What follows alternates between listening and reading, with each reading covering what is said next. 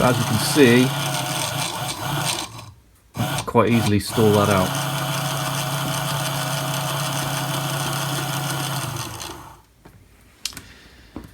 So I think we need to look for another option.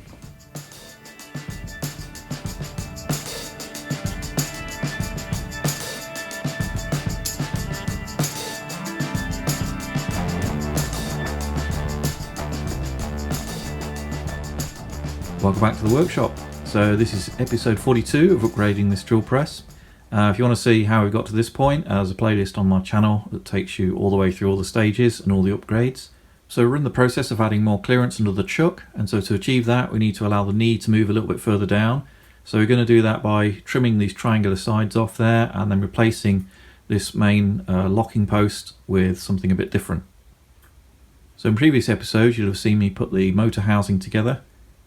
And in this video we're going to dive into the electronics a bit further, so let me show you where we've got to. Okay, so a few hours later I've got it wired up. Now I don't know if it works yet, I've still got to write the code, so I haven't really got any way of testing it, but I think I've got every input and output accounted for.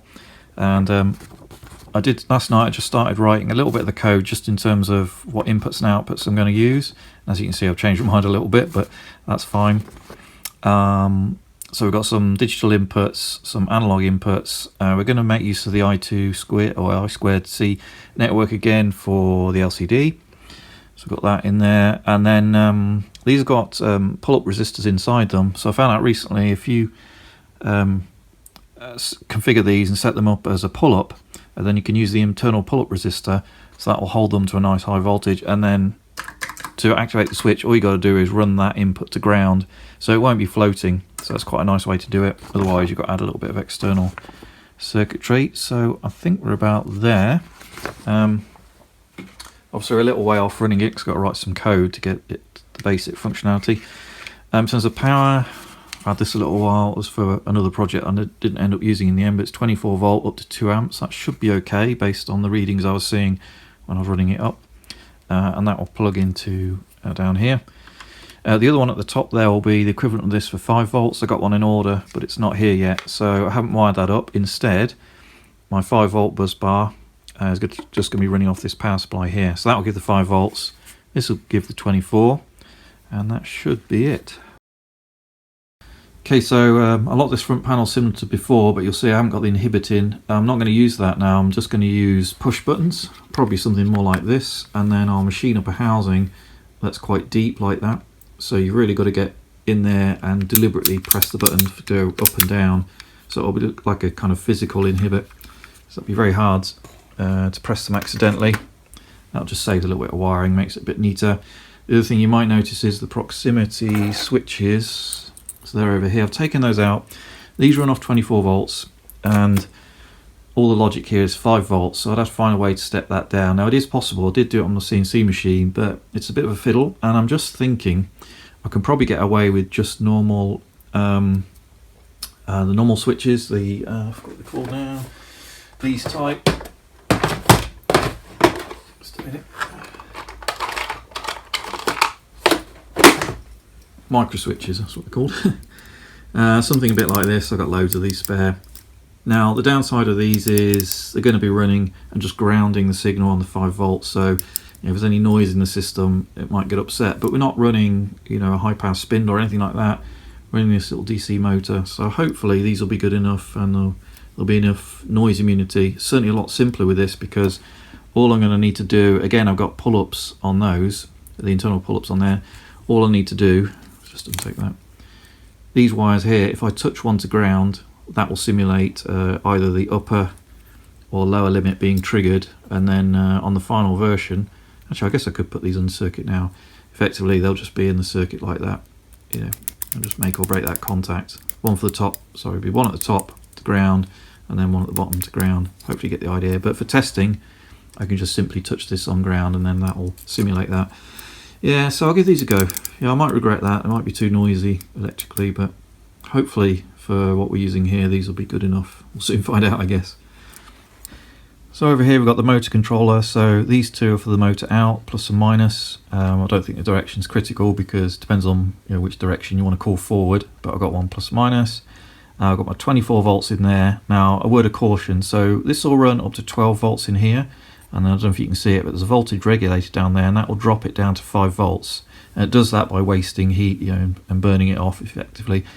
But the maximum you can put in this is 12 volts. If you're running it off 24 volts, there was a little jumper here, you have to take that out, and then the regulator's not in circuit. Now I need 24 volts because it's a 24 volt motor, so that's fine. When you do that, so you've got ground here, so that's your 24 volts ground. This one over here, if you've got that in connected, then it will regulate and drop that down to 5 volts, and you get 5 volts out, so you can run Arduino, whatever. If you don't have that in, then it works the other way. This has to be fed in 5 volts for the remaining circuitry to work. So that's how I've got that configured.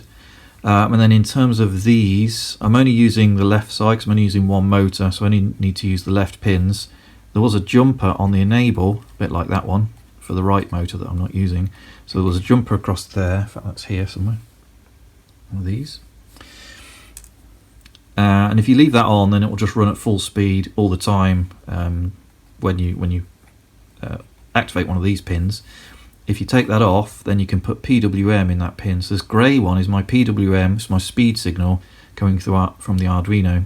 So that's going to control the speed, and that will go from 0 to 255, 255 being on all the time and 0 being nothing, and everything in between being pulses in between. So that'll control speed.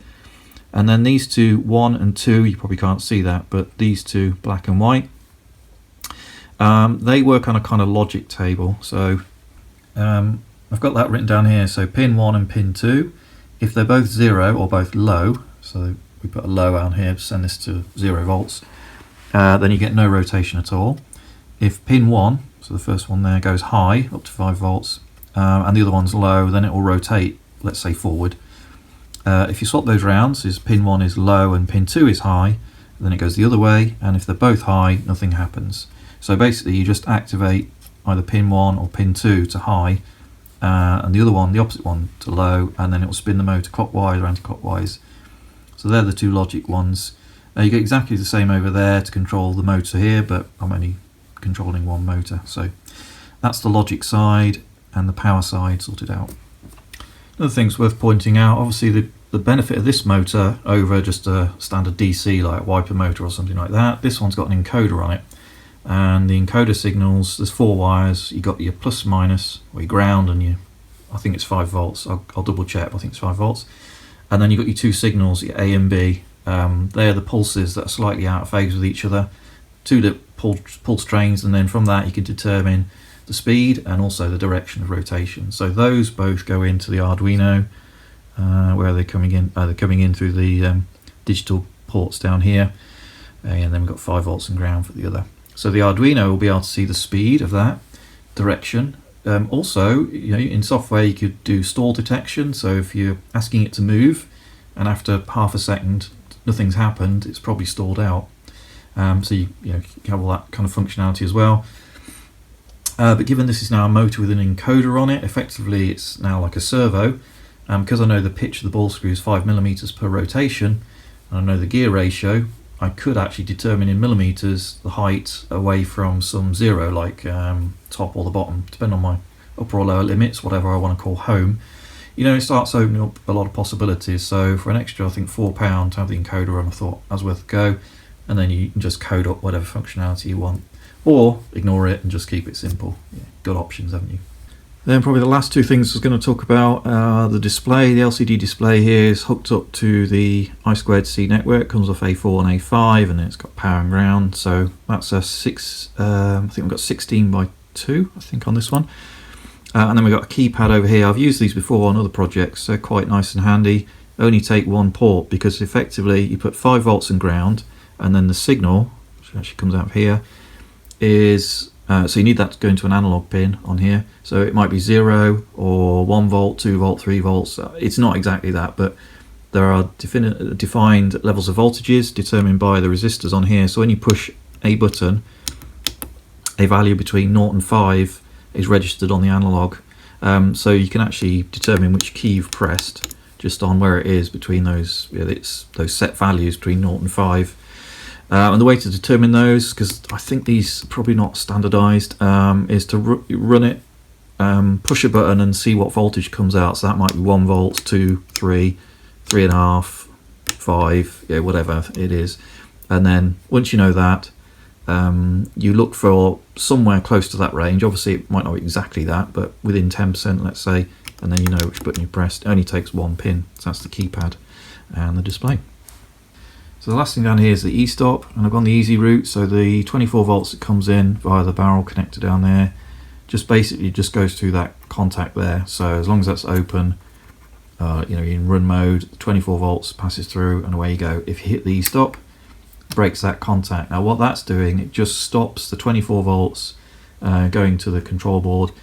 The electronics, the Arduino, won't know anything about it, and it will keep putting signals out, but you know, it's only a knee going up and down, doesn't really matter. You know, it's not a CNC machine where you're losing position or something's happening like that. I did think about whether I could send a second signal out, because you see there's 2 contacts here, and if I did this rather than interrupt the power, I interrupted, say, the ground, then when you push this in, it connects the middle to this one, and I could use that to ground one of the pins on here and say, oh, by the way, to the program, we're in e-stop mode, so you know, stop what you're doing, stop the pulses or whatever. But yeah, there was a problem with that, and I can't remember what it was now. Oh yeah, it is, because so if you interrupt the ground here, because I've commoned the grounds together for the 24 volts and 5 volts, I had a suspicion that there may be a ground elsewhere and it wouldn't then cut out. So I'm just going to keep it simple. It just stops at 24 volts and the motor won't be able to move.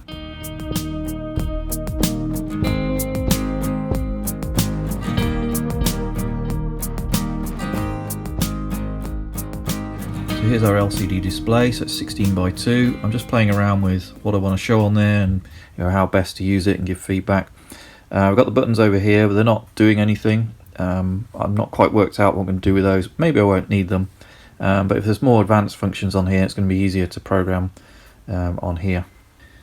Over here we've got our buzz bar, so we've got 24 volts at the top, 5 volts in the middle, and then the common ground down the bottom. It all looks a bit messy, but it's just proof of concept, and it's easier just to configure it. It'll all be done properly in the end. And I've commoned the 5 and the 24 volts, the grounds are common together, so they're on the same potential. Then over here we've got our limit switches for the upper and lower. We'll take you through those in a minute. So let's give you a quick demo then. So it's currently in stop mode. The speed is 50%. That's controlled by this potentiometer. So we can spin that from 0 all the way up to 100. Let's just leave it at, I don't know, 60.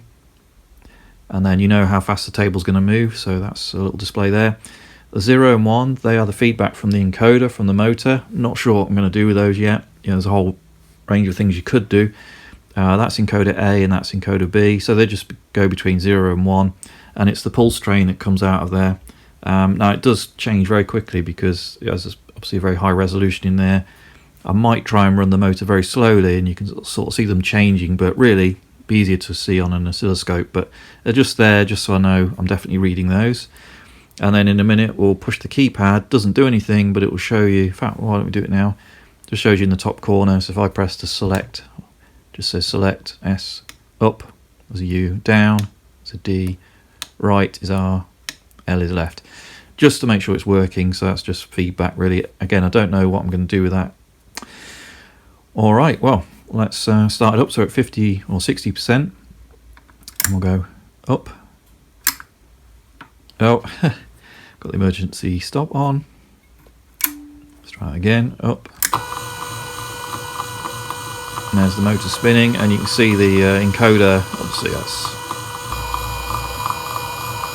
it's even worse on the camera, but there's your zeros and ones, the encoder, and you can change the speed live.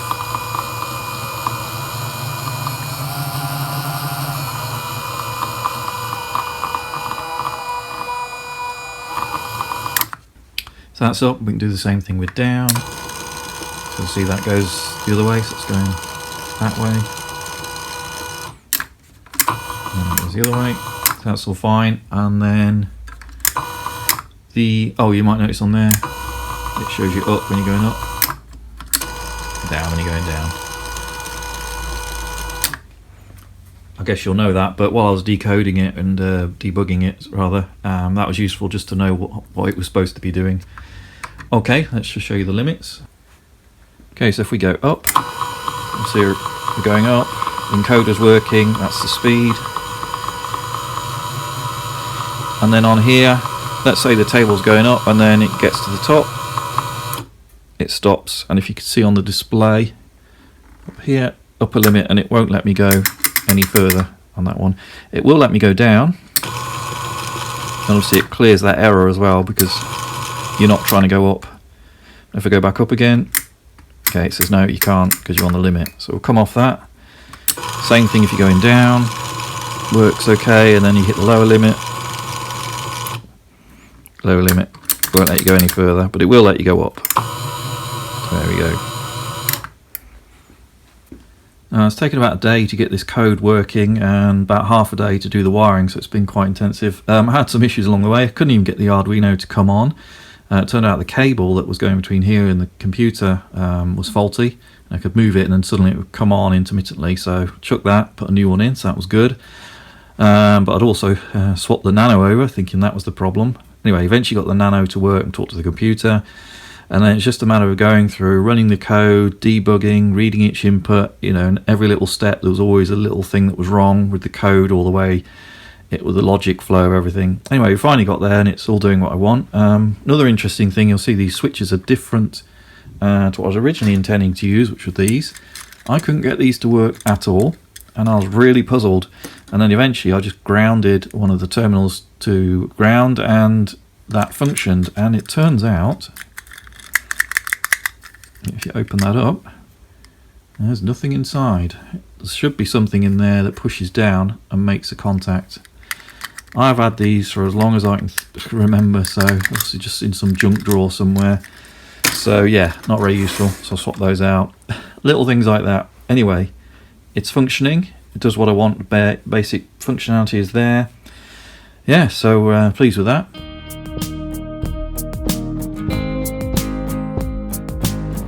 So I was just playing around with this, just trying to stop it by hand and get a feel for the torque, and I was a bit worried about whether it's going to be powerful enough to lift the knee up and down. Now, according to the spec, the torque that comes out of here, out the motor, would be enough to lift the knee, and then I've got it geared down basically, so there'll be plenty left and it should easily lift it up. But you know, that's not what I'm feeling when I'm trying to stop this. Now, I'm running it through a motor driver. I think that driver crops off the voltage. It might run it at 22, 23, not the full 24. Also, I reckon there's some current limiting going on in there as well. So between the two, not sure this is going to work. So just to check that out, I've got a set of luggage scales there, and it's sort of tied down to the desk. Then I've got this, it's a bit of wire, but hopefully that'll be okay. I've wrapped it around a few times, and we'll just try and see if we can find the maximum torque before the current limiting comes in, and then see if it's going to be good enough. So I'm not saying this is perfect by any means, just having a quick look and see if my suspicion is correct. Now, I did play around with this off camera, and the way to get this to work, this has got kind of a maximum reading, and it finds that max reading and then it stops and freezes it. But you've got to do it pretty quickly, within a second or two, otherwise you won't get the right answer. So what I'm going to do is just switch this on, ramp up the speed, and then we'll find the frozen value from that. You'll see there's a little bit of stretch in the wire and it's not perfect, but we'll get a bit of an idea. So let's turn that on, and then I'll take up the slack, and then wind it up quite quickly to make sure we definitely get like the maximum reading. So here we go. There, it's current limited about 3, and it's going to drop down. And then that's stopped. So it peaked at 3 kilograms, so 30 newtons, and then it's dropped down to 2.7. So somewhere between 27 and 30 newtons is what we're reading. From this you can see we got up to pretty much full power, full speed there before that happened. And we know that radius there, so we'll take that force measurement and that radius and work out the torque. So we've got some numbers here. So in terms of what's needed, so you might remember from the previous video, I put the scales on the handle. I know what the radius is for the handle, and that's the crank handle to lift the knee up, because it's a 1-to-1 bevel gear in there. Gives me a pretty good idea of the force needed or the torque needed. So that was the force, that was the distance. So about 1 Newton meter is what you need to apply to the ball screw to lift it up and down. In terms of the motor spec, they give you a nominal torque. I gave it in kilogram centimeters, but it's equivalent to nearly 0.8 Newton meters, which is not enough. But they also give you a maximum, for a brief amount of time, like 10-20 seconds, which should be plenty, 1.6. So somewhere in there was going to be enough to lift it up. Not a huge amount of margin. So what I did in the end is geared it down. So I can't quite remember how many teeth I went, but it was like 2/3 or something like that. So effectively, my effective torque I've got on the ball screw is considerably higher than both these, and it should have easily been enough to lift it. But that measurement we just did there, now I did a few times off camera and I got about the same answer, so sort of 27 to 30 newtons, so let's call it 28. We know the distance around the pulley there, and the torque then, I had that written down over here, is 0.7 Newton meters, which is, and this is after the ratio, this is after I've gone through that. So this is the output here, not at the motor. So this is the ball screw, and this is the motor. So that's a bit disappointing, given that the motor itself should have been putting out 0.8 nearly. You're barely getting that even with the step down, and obviously we needed 1. So this is barely going to lift it. And I'm not really going to get any speed control, because you're going to have to ramp that speed up to actually get this to perform. So this is a very crude type of speed control. You're controlling the voltage, and unfortunately when you drop that down for the lower speed, you also drop in the torque. The whole thing's, it's varying the speed, but it's not really the best way to do it. So I need to go away and just think about options. Okay, just done one last check, which is I've just wired this motor up directly to a power supply, wound it up to 24 volts, or well, it actually stalled before then, made sure there's plenty of current so it wasn't limiting, and got 2.5 kilos, so 25 newtons. So it's not easy to do this, so it's about the same. I think last time I got 27. So even going direct, if there is some current limiting or slight voltage drop on here, it isn't really coming to anything, so that's really as good as that's going to be. So I think that pretty much rules out that option. So one option is something like this. So as you can see, this is a single phase motor, so it'll run at single speed, and it's 650 watts. Now this would be absolutely plenty. In fact, this used to be the drive motor off the original drill press. This is a single phase motor, and I replaced it with the 3-phase. Probably a little bit too big, and if something went wrong and you got near the end stop, it would probably punch a hole through the whole machine. So maybe something a bit smaller. So I think from my very first CNC machine all those years ago, I do still have this little stepper motor. As you can see there, it's a bit of an odd one. So it looks like NEMA 23, but it's actually a little bit shorter. So the body, if you can see that, it's quite short there, something like maybe 77mm, whereas a regular stepper might be more like 90. So I think this was 1.7 Newton meters rather than the normal 3 that you typically use on a CNC machine. But it is a motor, it's a stepper motor, it's all wired up ready to go. I think there'd be plenty of power and torque from that. I've also got an old driver out of a very early CNC machine that would run that no problem. You can run that 24 to 50 volts. I mean, it's a bit old school, this old analog type, but for what we're doing, I'm sure that'll be fine. And then you can control the direction and the pulses, using the steps and direction pulses, from there, which I could interface from the Arduino and rewrite the code to control it remotely from there. And I dug this out. This is pretty old, but it still works. So this is, it varies, but about 30 volts out. I think probably tune it a little bit higher. I think it was notionally 27, but it's got a bit of a plus and minus on it. So that is an option. Now I did look at that straight away. Also looked at I was going to say washing machine motors, windscreen wiper motors. Downside of those is, one is they're quite big. 2, they're plenty of torque, but they take a lot of current. So I'd have to then go and buy a power supply that was capable of that. It's possible. Speed control, again, you're going to get into something that can handle that kind of power and current flow through it. You know, in the original spec for that little motor, it was nice and small. I could get it under the drill, and where the knee comes down, it would fit under there. I wouldn't have to modify the base of the drill, and the spec was okay. But as I think we've just seen there, something's not right. They've misdeclared the spec, typo, exaggerated the claims. Who knows? Anyway, I don't think that's going to work. Yeah, so we need to look at something else. Yeah, one other thing on this. So I did draw this up in CAD initially, and I did think, yeah, I could use this. Now, there's a couple of issues or things I'd have to consider. One is, so if you think how low the knee's got to go to maximise the distance, to make this project worthwhile, that dictates where this is. The belt's 15mm. I didn't want to go any narrower. Yeah, you can get 9 and 5, but I wanted to stick with that. That's on the bearings, so that top plate's decided. So to get the motor to come under here, obviously I can't come in this way.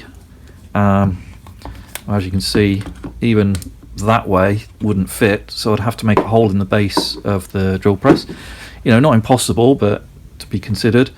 And really, if I'm just going to do it in the same way, I'd have to cut a hole and drop it down. I think it would fit without hitting the table, but that's what I have to do. Okay, cut to a little while later. I've got rid of the motor driver. Obviously we've got the stepper in there, stepper driver, power supply for that. So I've wired it all up. We've got it running off, so the pulses will come out of the Arduino. Now I haven't optimized that at all. It's going to send a pulse train out. I suspect this will jump around a bit, but who knows.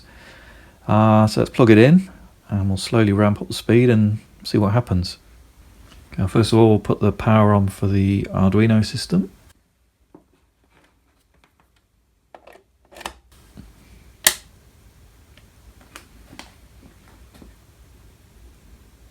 Okay, that seems pretty happy. Obviously that's going to be random because that's sensing the encoder pins. They're just not plugged in anymore, so that'll be jumping about. Yeah, and it's making that jump a little bit as well, but okay. Right, so we'll turn on the stepper driver.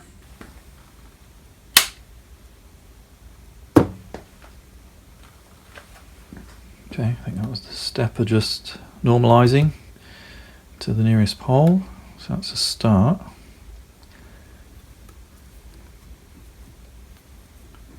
And oh yeah, I don't think you're going to backdrive that.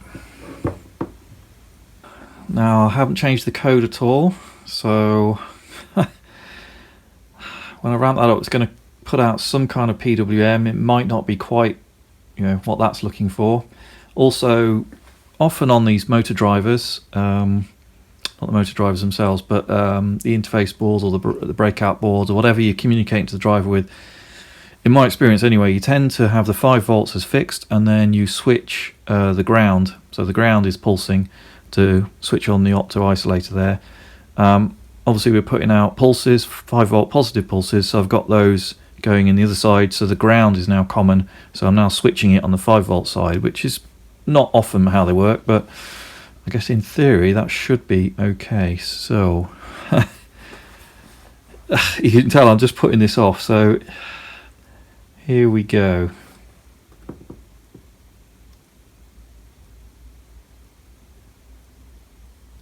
Nothing at all.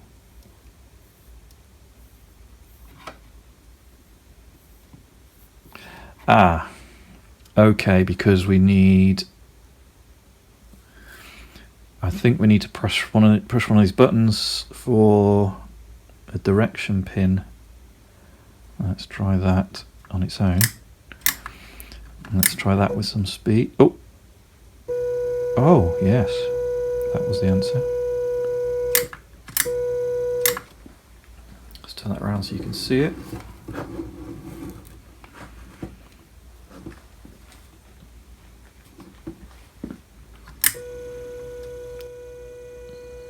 Okay, so it's obviously sending a pulse train out, but so if I turn that up to full, oh, I didn't like that.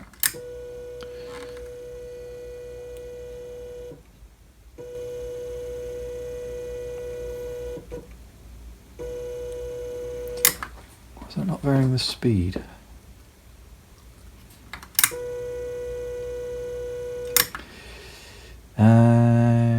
So on the original one, this,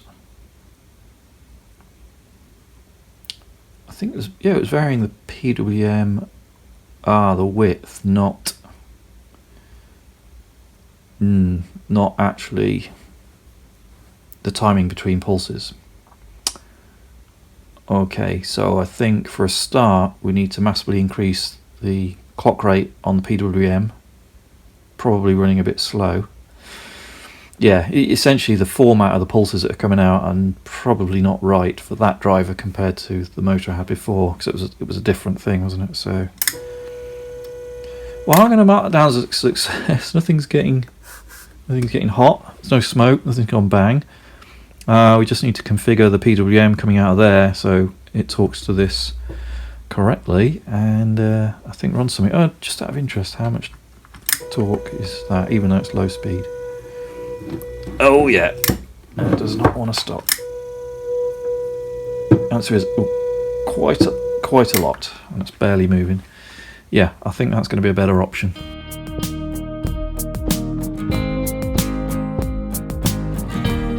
So let's talk a little bit about the PWM differences. So between this is the original motor controller. So this needed a pulse that was on a certain length of time, and the longer that was on in a given interval, the higher the voltage it sent to the motor. So it changed the speed that way. So that was that type of controller. The stepper driver needs something different though. It's counting actual number of pulses in a given time. It doesn't mind how long they are. I think there's a minimum of typically say 5 microseconds that the pulse has to exist for. But other than that, it's just counting time. And what that means is the way their control is different. So you might remember earlier in the video, I was a bit unsure whether it was going to work when it was on the old software but running this driver, and you couldn't change the speed. So let's just talk a little bit about why that is. So if we set up, let's just call them frames, I guess, for want of a better term, or intervals of time, however you want to think about it. So if we talk about this driver here, let's start with a very low, a very low signal. So it's going along like that, and then it will send a little pulse out that's a certain width, and then for the rest of the time do nothing at all, and then it'll do another one, and so on, like that. So in any given frame it's only on, let's say 5% of the time, and this will give you a low speed, and it'll put so if you're 0 to 24 you might get 6 volts out, let's say, all the way up to a higher speed. So if you want to go almost full speed, as soon as it comes into that frame it's on straight away, and then it will stay on, well, I guess virtually all of it, something like that. It might at full it might not even drop to 0, but you get the idea. That's on all the time in that frame. So if that's 6 volts out, that will be almost all the 24 volts out. So that's what this one needs. Now if you send that to the stepper driver, it's counting in this interval of time from here to here how many pulses did it receive, and the same again, and you can probably already see. So it's gone 1 pulse, 1 pulse, 1 pulse. So in that time, 1 pulse. If you make the pulse longer, it doesn't really care. It still counts that as 1 pulse, 1 pulse, 1 pulse. So for the stepper driver, it's counting how many pulses. So you need something slightly different. So let's say that's that one. For the stepper, we need to vary it. So if we're going low speed, we're going to end up with how many pulses. So there's a certain width, isn't it? Let's say 5 microseconds. Or you might go a bit longer just to make sure it definitely triggers. And then it'll be off. Waits a bit. So in every frame you got something like that. That will be our low speed.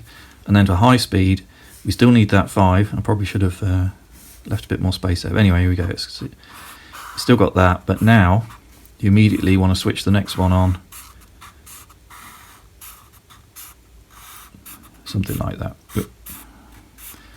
I'm getting a bit wobbly. There we go. Get the idea. So you still need to switch on for the minimum amount of time that it can register that something's happened, but you want to switch the next pulse on quite quickly. So in any given frame, now we've got 2.5, so it's going to run much quicker. Yeah, I've badly drawn it, but these get scrunched up, so in any given frame you've got more pulses. For this one, in any given frame you just want the pulse to stay on longer, so that's why it's different. So end up completely rewriting the code. So this is for the stepper and this one's for the whatever they call that, LN L298N driver. Anyway, that's the difference. I missed the low, so that's low speed and high speed. Hopefully that makes some sense. One more thing, one of the nice things about using stepper motors and things like this, if you're familiar with CNC machines, you know all this already, I'm sure. It gives you nice control of position. So we know the ball screw has got a pitch of 5 millimeters. So every time it goes round once, it goes up 5 millimeters. In terms, well, what does going round once mean? Well, with a stepper driver, this one I think is 200 pulses per rev.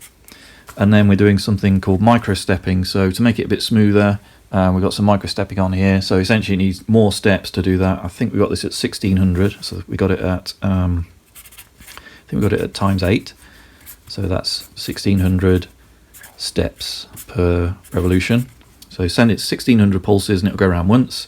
And we know that once is 5 millimeters. So if you want to know what 1 millimeter is, so 1600 divided by 5, that is how many steps per millimeter of travel. Simple bit of maths, and you know, you can then say, all right, I want it to move 2 millimeters. All right, I'll send 3200 steps and so on. So it's quite neat like that, in a way that you would never be able to do with this, or at least you'd have to use the encoder and then do something similar.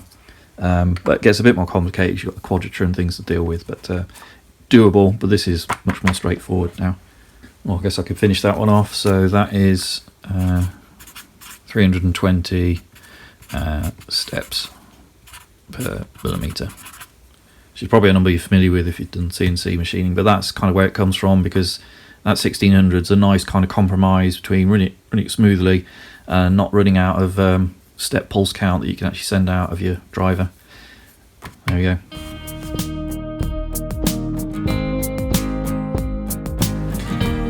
Just brought this in from the house, quite a few hours of coding, and now it's actually working, and we're getting compatible signals to drive the stepper motor. Okay, we've got it all set up again. Let's switch it on and we'll show you what it does.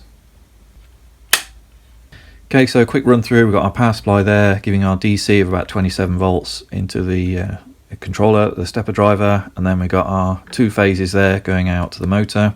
We're using all of these, the pulse, direction and enable. The enable comes off the e-stop, so the e-stop sends a signal to the Arduino, and then in software it enables or disables that pin.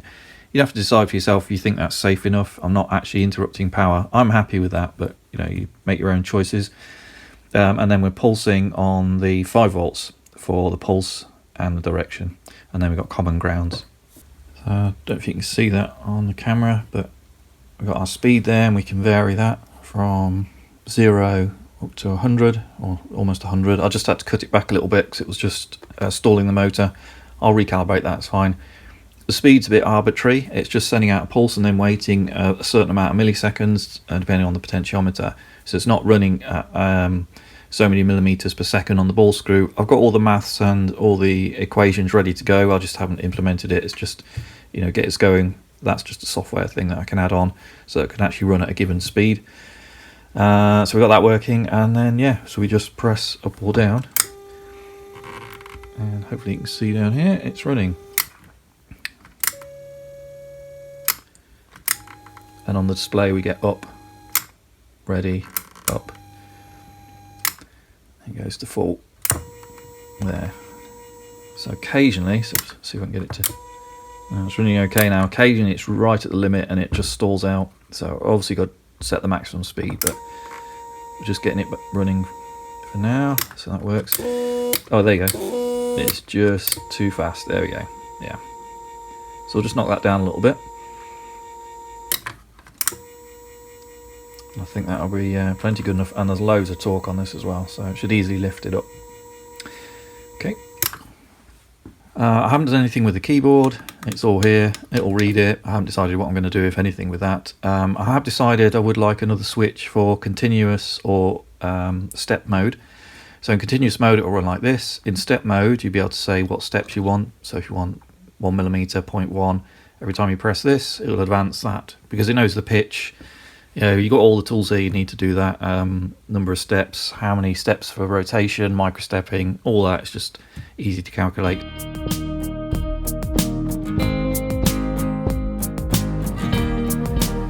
So I kind of come full circle back to stepper motors. So originally I did think about using a stepper motor, but the main problem was just getting it to fit in there.